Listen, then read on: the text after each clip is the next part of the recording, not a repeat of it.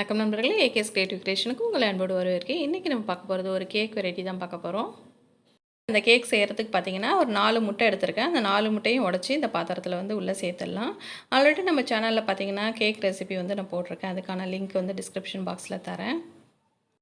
இப்போ இந்த முட்டையோட இந்த கப்பால் பார்த்தீங்கன்னா ஒரு 2 கப் அளவுக்கு ஜீனி எடுத்துகிட்டு அந்த ஜீனியை வந்து மிக்சியில் போட்டு நல்லா வந்து பவுடர் பண்ணி வச்சுருக்கேன். அந்த பவுடர் பண்ண அந்த ஜீனியை தான் இந்த முட்டையில் போட்டு நல்லா வந்து இப்போ கலந்து எடுத்துக்க போகிறோம்.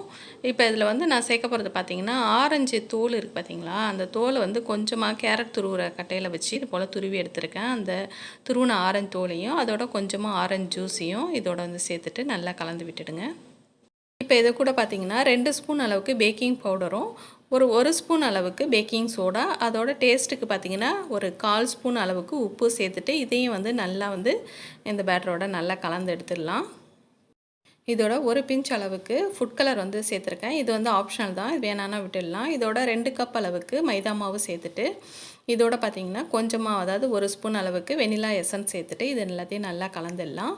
இதோட குக்கிங் ஆயில், நார்மலாக நம்ம சமையலுக்கு பயன்படுத்தக்கூடிய எண்ணெய் வந்து இந்த கப்பால் ஒரு கப் அளவுக்கு சேர்த்துட்டு அதையும் நல்லா வந்து எல்லாத்தையும் மிக்ஸ் பண்ணிவிடுங்க. இப்போ இந்த டின்னில் உள்ளார வந்து எண்ணெய் வந்து கொஞ்சமாக சேர்த்துட்டு அதை நல்லா வந்து எல்லா பக்கங்கள்லேயும் படுற மாதிரி ஸ்ப்ரெட் பண்ணி விட்டுடலாம். நீங்கள் வெண்ணெய் அப்ளை பண்ணுறதுனால பண்ணிக்கலாம். அதோட வந்து பட்டர் பேப்பர் வந்து இந்த பாத்திர சைஸுக்கு கட் பண்ணி வச்சுருந்தேன், அதையும் உள்ளே வந்து வச்சுட்டு இதோட நம்ம ரெடி பண்ணி வச்சுருக்க கேக் பேட்டரை வந்து எல்லாத்தையும் உள்ளே சேர்த்துட்டு நல்லா இதை வந்து லைட்டாக அப்படி டேப் பண்ணி விடுங்க. அப்போ தான் ஏர் பபிள்ஸ்லாம் வெளில வரும்.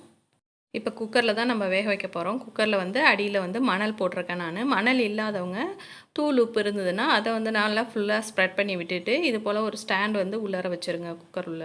இப்போ ஸ்டவ்வை நல்லா ஆன் பண்ணிவிட்டு ஒரு 5 நிமிஷம் வந்து குக்கரை வந்து நல்லா சூடு பண்ணிக்கிங்க ஹை ஃப்ளேமில் வச்சுட்டு. அதுக்கப்புறம் வந்து சிம்மில் வச்சுட்டு நம்ம ரெடி பண்ணி வச்சுருக்க பேட்டரை வந்து உள்ளார வந்து வச்சிட வேண்டியது தான். இது போல் ஒரு லிட் வச்சு நல்லா மூடிட்டு ஒரு 40லேருந்து ஒரு 45 நிமிஷம் வரைக்கும் நல்லா வேக விட்டுடலாம். இந்த போல் கேக் வந்து வேக வைக்கும்போது ஸ்டவ் வந்து சிம்லேயே தான் இருக்கணும். இப்போ ஒரு 45 நிமிஷம் நல்லா ஆயிடுச்சு. இப்போ வந்து கேக் நல்லாவே பேக் ஆகிடுச்சு. ஓரெலாம் பாருங்கள் நல்லா வந்து டோஸ்ட் ஆகி வந்துருச்சு. இப்போது அது மாதிரி ஒரு நைஃப் வச்சு நான் இன்சர்ட் பண்ணி பார்த்தீங்கன்னா வந்து ஸ்டிக்காகவே கூடாது. அதுக்கு முன்னாடி நம்ம சேனல் நீங்கள் இது வரைக்கும் சப்ஸ்கிரைப் பண்ணலாம், கீழே இருக்கிற இடத்துல சப்ஸ்கிரைப் பட்டன் அமைக்கி நம்ம சேனலை சப்ஸ்கிரைப் பண்ணுங்கள். கூடவே பக்கத்தில் ஒரு பெல் சிம்பிள் வரும், அதையும் ப்ரெஸ் பண்ணுங்கள். அதில் ஆளுங்கிற ஆப்ஷன் செலக்ட் பண்ணுங்கள். அப்போ தான் நம்ம சேனலில் போகிற வீடியோ எல்லாம் உங்கள் மொபைலுக்கு நோட்டிஃபிகேஷனாக வரும். இப்போ கேக் வந்து வெளில எடுத்துடலாம். இப்போ கேக் பார்த்திங்கன்னா நமக்கு சூப்பராக வந்து ரெடி ஆகிடுச்சு. இப்போ அதில் வந்து நம்ம பட்டர் பேப்பர் போட்டிருந்தோம் இல்லைங்களா, அதையும் வந்து இப்படி ரிமூவ் பண்ணிடலாம். ஒரு பக்கம் எடுத்துகிட்டு இப்படி லைட்டாக எடுத்து விட்டிங்கனாக்கா அப்படியே சூப்பராக வந்துடும். அவ்வளோதாங்க, நமக்கு சூப்பராக வந்து இப்போ கேக் வந்து செமையாக ரெடி ஆகிடுச்சு. இப்போ இந்த கேக் வந்து 2ஆக வந்து நம்ம வெட்டிக்கலாம். இப்போ இதில் வந்து நான் வந்து சுகர் சிரப் வந்து கொஞ்சம் ரெடி பண்ணியிருந்தேன். அந்த சுகர் சிரப் எப்படி ரெடி பண்ணுறது அப்படின்னு சொல்லி பார்த்தீங்கன்னாக்கா, கொஞ்சமாக ஒரு 3 ஸ்பூன் அளவுக்கு சுகர் எடுத்துகிட்டு அதை வந்து ஒரு கொஞ்சமாக தண்ணி சேர்த்துக்கணும். தண்ணி சேர்த்துட்டு அந்த சுகர் கரையிற அளவுக்கு ஸ்டவ்வில் வச்சு ஹீட் பண்ணிங்கனாக்கா அந்த சுகர் நல்லா கரைஞ்சி வந்துடும். இப்போ அந்த சுகர் சிரப் தான் வந்து நான் கேக்கில் வந்து உள்ள வந்து இது போல் ஸ்ப்ரெட் பண்ணி விட்டுட்ருக்கேன். இதோட வந்து விப்டு க்ரீமில் வந்து நம்ம எப்படி க்ரீம் ரெடி பண்ணுறது அப்படி சொல்லி லாஸ்ட்டு வந்து நம்ம வீடியோ போட்டிருந்தேன். அதுக்கான லிங்க் வேணாலும் டிஸ்கிரிப்ஷன் பாக்ஸில் தரேன். அந்த க்ரீமை வந்து உள்ளே அப்ளை பண்ணுறேன். இப்போ அந்த க்ரீமை வந்து ஃபுல்லாக வந்து எல்லா இடங்கள்லையும் நல்லா ஸ்ப்ரெட் பண்ணி விட்டுடலாம். எந்தளவுக்கு உங்களுக்கு க்ரீம் தேவையோ அது போல் வச்சுக்கலாம். இப்போ அடுத்த பீஸையும் மேலே வச்சுட்டு மேலே வந்து சுகர் சிரப்பு வந்து மறுபடியும் இதுலேயும் வந்து நம்ம ஸ்ப்ரெட் பண்ணி விட்டுடலாம் எல்லா இடங்கள்லையும். இப்போ நம்ம க்ரீம் அப்ளை பண்ண அந்த கேக்கில் வந்து சைட்ஸ் எல்லாம் வந்து கட் பண்ணிக்கலாம். இது வந்து ஸ்கொயர் ஷேப்பில் ஆக்கிட்டு நம்ம வந்து சின்ன சின்ன பீசஸாக போட போகிறோம். அதனால் வந்து சைடை மட்டும் இப்படி கட் பண்ணிக்கலாம்.